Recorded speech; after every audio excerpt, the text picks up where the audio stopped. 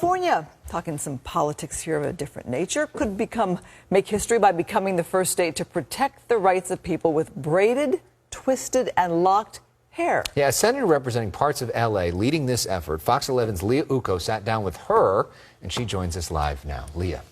Alex, Christine, in the past year, we've witnessed controversial incidents take place across the country where students and professionals alike have been punished for wearing their hair in what we call protective styles. These are styles that retain the good health of African-American hair but have been deemed unprofessional or distracting. Senator Holly Mitchell wants this bill to correct these views on hairstyles she says Americans have every right to wear. I wear my crown, my hair, my baby hair with baby hair and afro. Natural hair may be one of the most sung about, I am not my hair. talked about topics in the Black community. Women and men encouraging each other to embrace their kinky and curly hair textures. But actually doing this is much harder for Black women and men who historically have spent a lot of amounts of time and money making their hair straight by using chemicals and flat irons. I would say that my grandmother's generation and even my mom's generation a little bit was like, get back in the house, your hair is not done. Like something was wrong with us or something like that. Maury Jack struggled with loving her real hair as a child. In college, she took on an internship in Africa, which changed her entire perspective. It was my first time ever seeing beautiful Black women with their heads either shaved or locked or twisted or with knots in it, bandeau knots. And it was just an enlightenment. It was like something new and something awoke in me. And I was like, I'm fine. The actress and real estate agent decided to permanently put her hair in locks, formerly called dreadlocks.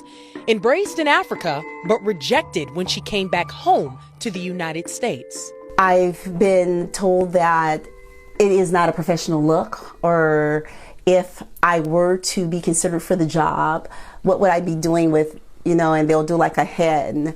We have a certain look here, and would I be able to embrace the look of their company? Jax kept her locks, and now other people are being encouraged to do the same. The notion of what's professional in the workplace is really based on our Eurocentric perception of what's beauty and what's professional. Senator Holly J. Mitchell represents parts of Los Angeles.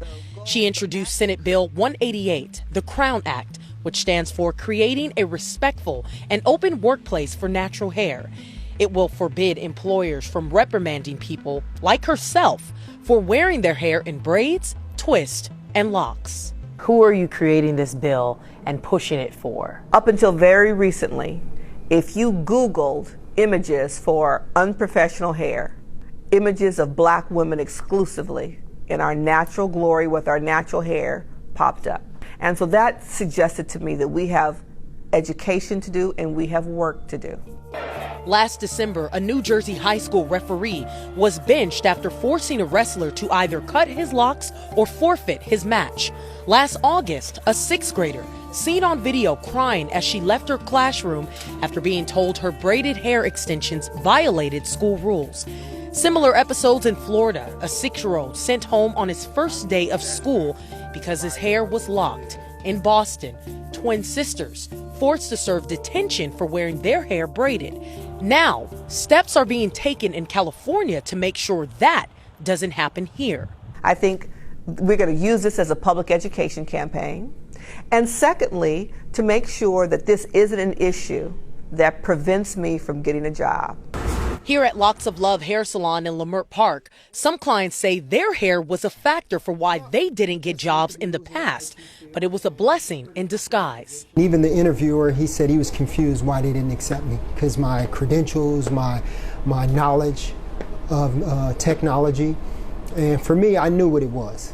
Network engineer Umar Norwood says when he was turned down from a job, he started his own business, selling organic products for natural hair like his. And then we can take our monies from the economics, be it businesses, and then we can take that money and funnel it into political campaigns so they can represent the policies that are concerned with our community. If the Crown Act becomes law, California will be the first state to banning protective hairstyles in professional and educational institutions. As for Maury Jacks, her actions inspired her 20-year-old daughter, Unique Gordon, to lock her hair when she was just 10 years old. Like when I saw her all like being like a strong, confident, independent woman, I want to be like her. The Crown Act bill passed the Judiciary Committee in April. Now it goes on to the Assembly for a vote in June.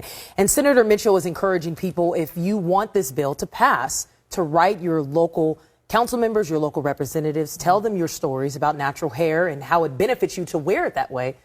And hopefully that would encourage them. Did someone say straighten their hair with chemicals and a flat iron? Guilty right here.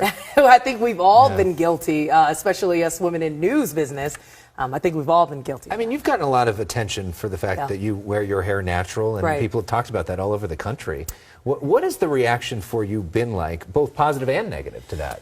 You know, I have to say, I wouldn't do myself justice if I sat up here and say I was discriminated against. Fortunately, I grew up in California, where people are a little more forward-thinking when it comes to things like this.